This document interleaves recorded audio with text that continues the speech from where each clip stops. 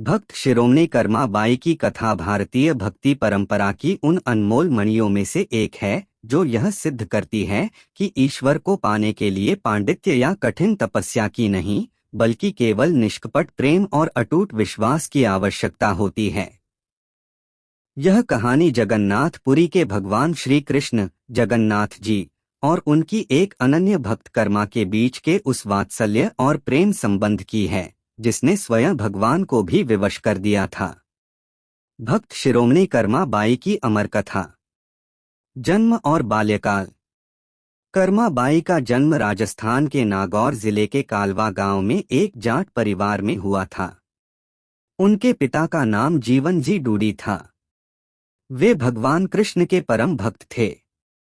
कर्मा बचपन से ही अपने पिता को ठाकुर जी की सेवा करते, उन्हें नहलाते और भोग लगाते देखती थी। यहीं से उनके नन्हे मन में यह बात बैठ गई कि ठाकुर जी कोई मूर्ति नहीं, बल्कि साक्षात जीवित देवता हैं जो हमारे साथ रहते और खाते पीते हैं। पिता का तीर्थाटन और कर्मा को जिम्मेदारी। एक बार कर्मा के पिता को तीर्थ यात्रा पर जाना था। जाते समय उन्होंने कर्मा को घर की जिम्मेदारी सौंपी और विशेष रूप से हिदायत दी, बेटी मैं जा रहा हूँ। तुम रोज सुबह जल्दी उठकर स्नान करना, बाजरे की खिचड़ी बनाना और सबसे पहले ठाकुर जी को भोग लगाना। जब ठाकुर जी जीन खा लें तभी तुम कुछ ग्रहण करना। भोली कर्मा ने पिता की बात को पत्थर की लकीर मान लिया। उसे लगा कि जैसे पिताजी रोज भगवान को खिलाते हैं, वैसे ही उसे भी खिलाना है। खिचड़ी का भोग और कर्मा की जिद। अगले दिन सुबह कर्मा ने बड़े चाव से बाजरे और मूंग की खिचड़ी बनाई। उसमें खूब सारा घी और बूरा चीनी मिलाया। फिर थाली सजाकर ठाकुर जी की मूर्ति के सामने रख दी। वह हाथ जोड़कर बैठ गई और बोली, लो ठाकुर जी, जीम लो। काफी देर बीत गई, लेकिन मूर्ति टस से मस न हुई। कर्मा परेशान हो गई। उसे लगा कि शायद भगवान उससे नाराज हैं या उन्हें खिचड़ी पसंद नहीं आई। वह विनती करने लगी, ठाकुर जी, आज पिताजी नहीं हैं, तो क्या आप भूखे रहेंगे?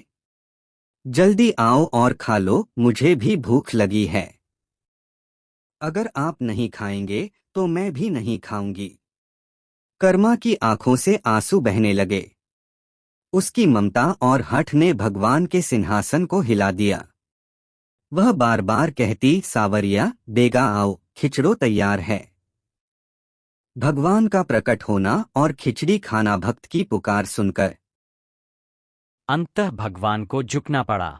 साक्षात चतुर्भुज रूप में या एक बालक के रूप में भगवान प्रकट हुए और बड़े प्रेम से कर्मा के हाथों से खिचड़ी खाने लगे।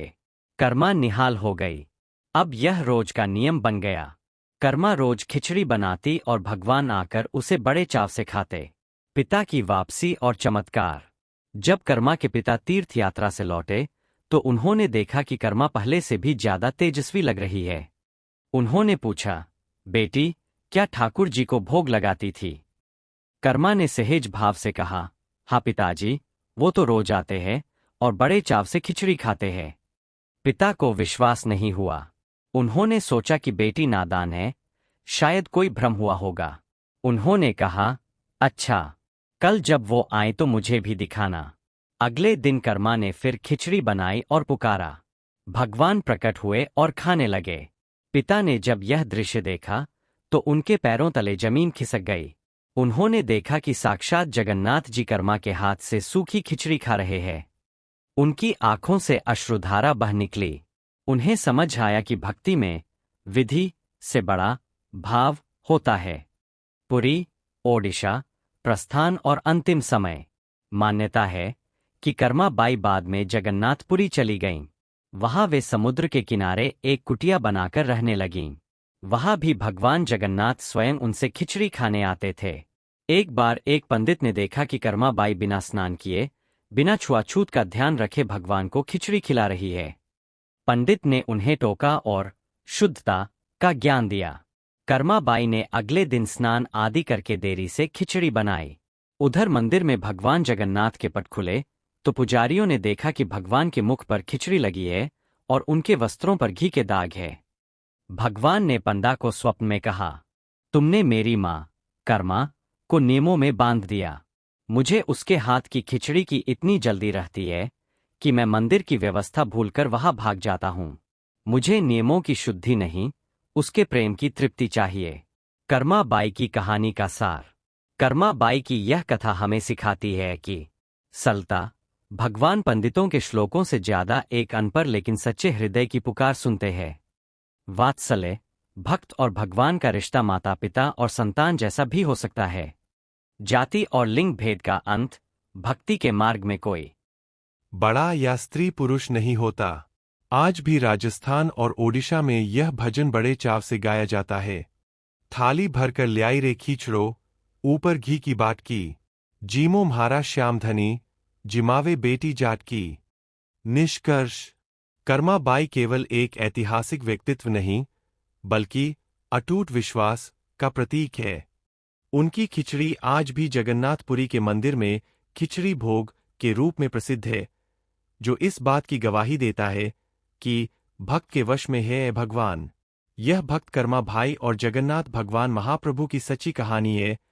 अगर आपको यह वीडियो पसंद आया है तो प्लीज लाइक शेयर सब्सक्राइब जरूर करें।